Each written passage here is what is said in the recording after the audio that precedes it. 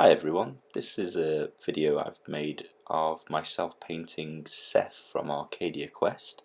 I'm a novice painter, so this might not be the best video for everyone, but I thought maybe people might find it interesting if you're just getting into painting. I myself have only been painting for a few months. I've painted Zombicide and then I've moved on to Arcadia Quest. So I've started off the video just showing some of the previously painted models I've done, just so you can get a feel for if my style of painting is worth watching, I guess. Likewise, you could leave some tips and hints for myself so I could improve, so I'm more than happy to read those. So I've started with Seth. He's base coated in white, and I've just filled in his eyes in black just to give the outline of his eyes. So I'm using is it Villaggio's Stonewall Grey here for his skin colour, and this is the Army Painter's Regiment brush that I'm applying an even coating across all of his skin. So that's his face and his hands. I'm just trying to let you see. Oh, and you can see I've missed a little bit on his cheek there, so I'm just touching that up. Then I'm using the Necromancer's Cloak, which is a dark grey from the Zombicide Army Painter set. So there you can see, again using the Regiment brush, just quickly applied base coat around his cloak to pick up the Filthy Suit, which is a mid-range grey here, just to give his top, his t-shirt, whatever it is, under his cloak, a darker grey to his skin tone. Just being careful to get in behind his cloak there. His jacket, some grey on his trousers as well. Here I'm using Royal Purple, which is quite a deep purple. I'm just going to colour in his top, again being as careful as I can not to get any on his jacket. Also his trousers with purple, so just a bit fiddly trying to get the brush in under his jacket, his cloak here. Just being careful not to get any paint on the bits I've already painted. So there you can see the grey base coatings done here. So next I'm using the Zombicide's Abomination Gore, which is probably a middle red. It's quite dark, but still quite bright at the same time. I'm just giving his band paint, again still with a Regiment brush, just applying a quick even coat all the way around there. And then you need to do the same along the trim of his jacket. Careful again, just trying to catch the trim and not get any on the Necromancer's Cloak, which I've done already. And then I realise, oh, you need to do his little arm cuffs as well, so I'm back to carrying on with the red. Just finishing off the other side now. There's all the red finished. Next I'm using quite a bright green to do the base coat of the magic effect that's coming out of his wand. Again, just a generous, quick, even coating over the magic effect. And that's looking quite tidy.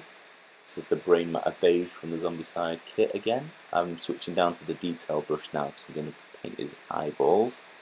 The Brain Matter Beige is basically just a white.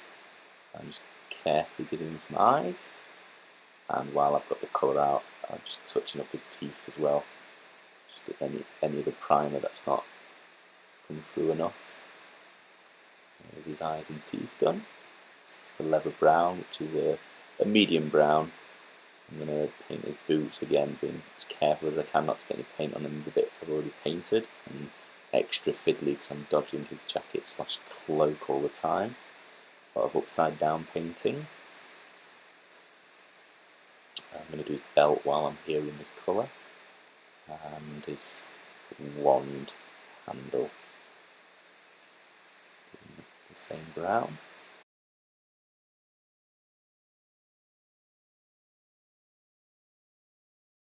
Next I'm taking the bright gold. So any gold would do here really, though, so little of it. I'm just doing his buckle and his buttons, just being careful not to get any. And then I just realised that I need to do the same red to do his irises. Here I'm just switching to the Armour Painter's Monster Brush, which is their largest one I think that they do. It's normally for painting large monster miniatures, but his hair's, it's quite a lot of it, it's quite a large surface, and it's quite rough on my regiment brush. So I just switched to this to get a quick coating of, this is one of my darker browns, my other set. Just applying it again, quick and generously, just being careful not to get any in his face and his coat. I'm taking the Plague shader, which is a green wash, and applying that to the magic out of his wand, as well as the skin on that side of his body, so his hand and his cloak, his jacket a little bit, and then on that side of his face.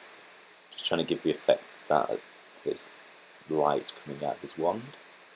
And for the rest of the shading, I'm going to use the Survivor shader, which is a black wash. I'm just going to apply that everywhere, quite generously, letting it pool in all the recesses, and then a little more carefully on the face, so I don't lose any of the details.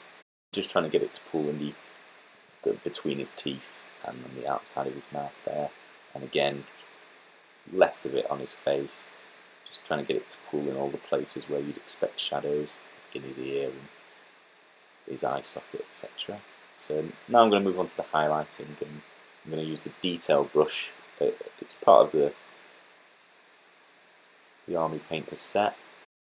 I'm going to highlight up his face using one of my lighter greys. Just try and catch his cheekbone and a bit of his forehead, and his chin, and his ears, the outside of his ears, and his fingers there. Anywhere you'd expect light, just to catch on it a little more. And on his face, and on the other side, I'm just going to highlight it up a little bit. I'm going to come back to that and highlight it in green to try and give the effect that that light's coming out of his wand. His face is looking a little more interesting now. I'm going to take the brain matter beige again, the white, and just finish off his teeth. Here I'm just taking the royal purple again and just removing some of the extreme shadows from his trousers, just giving the base coat a top up again. Here I'm doing the same with the leather brown, just highlighting the raised parts, and with the bright gold I'm just going over it just quickly again to give shine in the most raised areas. I've got my small dry brush by the Army Painter again, and I'm going to use Filthy Suit here to give a dry brushing of grey over his cloak, just to give it sort of 3D effect, catching all the raised bits, making it look like lights reflecting off of it slightly. Hopefully you can see that's looking quite good. Just touching up the very edges of all the brown with one of my lightest browns. It's quite beige. Just giving it a 3D effect along the top of his belt, the edges of his shoes, just down the edge of his staff as well. Here it's a wolf grey, which is quite a dark blue, which I'm going to use to highlight very raised edges of the purple of his trousers and his top. Back to, this is Abomination Gore, just the base coat colour again, and just giving the red top around all the edges, all where the light would hit, just making it stand out a little bit more bright, leaving all the recessed parts very dark red. Again, I've got his cuffs and come back to them again. Got a blind spot for the cuffs, as it seems. This is a bright lime green. I'm going to highlight the very raised parts of the magic, the smoke. I'm going to give it a second coat as well while I'm there. Get as bright as I can to really try and give the effect that light's going to be emitting from it. You can see it's building up. It's quite a thin, watery paint, so it's taking quite a few coats to get it as bright as I like. And then again, I'm using the same colour to do the highlights on that half of his face to try and give the illusion that the light's shining down his arm, across his fingers, and across that side of his face. I'll I'll do the same with his hair.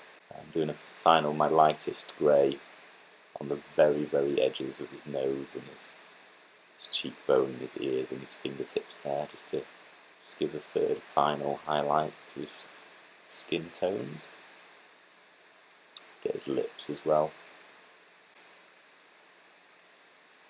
So that's him coming along nicely. I'm going to do his highlights of his hair now. So I'm using leather brown here, which is the lighter brown. And I'm just going to get his eyebrows with the detail brush and then move on to the small dry brush that I have, just to get all of the raised parts of his hair, just to make them a little bit lighter, give him sort of glossy sheen. Looks after his hair. Some good conditioner. You can see it's coming along, he's looking a lot more 3D. Be very careful not to catch any on his face and on the back of his cloak as well there. Taking my time bit by bit, and then going back to the small detail brush just to touch up the areas around his face I didn't want to catch with the dry brush. There we go. So that's the model finished. I'm just going to add a pupil to each iris and deepen the black. And there he's finished. So next I'll go on to doing the base, which I use GW's Game Workshop's Moonfang Brown to give the base coat to the base. This is just a quick and easy way of doing all the models, because I think I've got quite a lot. I don't want to spend too long on bases. So then I apply Agrellan Earth, another one by Citadel Game Workshops. So here you want to apply this as thick as you can, really. So I'm being very, very generous. I'm sort of building it up to like quarter of a mil, half a mil, as thick as I can. And given a couple of hours, that'll dry and set and crack, and give the effect you see on my other models of sort of a cracked earth. Here I'm just comparing it to one of my favourite models, just for checking that it's the same standard. So please let me know what you think of the video. I'll make more if they're of any appeal to anybody. Otherwise I'll just paint in silence. Thank you very much.